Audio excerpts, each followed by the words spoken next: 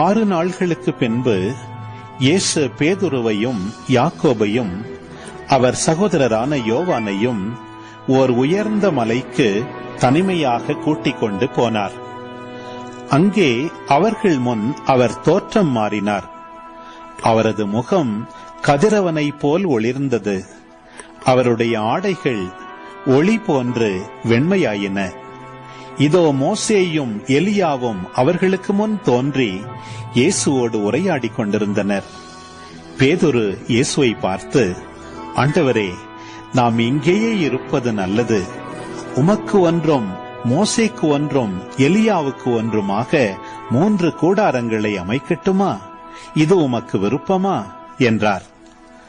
அவர் தொடர்ந்து பேசிக் கொண்டிருந்த போது ஒளிமயமான மேகம் ஒன்று அவர்கள் மேல் நிழலிட்டது.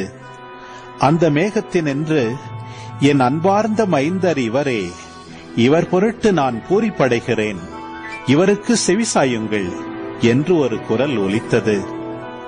அதை கேட்டதும் சீடர்கள் மிகவும் அஞ்சி முகங்குப்புற விழுந்தார்கள். இயேசு அவர்களிடம் வந்து அவர்களை தொட்டு, எழுந்திருங்கள், அஞ்சாதீர்கள் என்றார். அவர்கள் நிமிர்ந்து பார்த்தபோது இயேசு ஒருவரை தவிர வேறு எவரையும் காணவில்லை. அவர்கள் மலையிலிருந்து இறங்கி வந்தபோது இயேசு, மானிட மகன் இறந்து உயிருடன் எழுப்பப்படும் வரை இக்காட்சியை பற்றி எவருக்கும் சொல்லக்கூடாது என அவர்களுக்கு கட்டளையிட்டார்.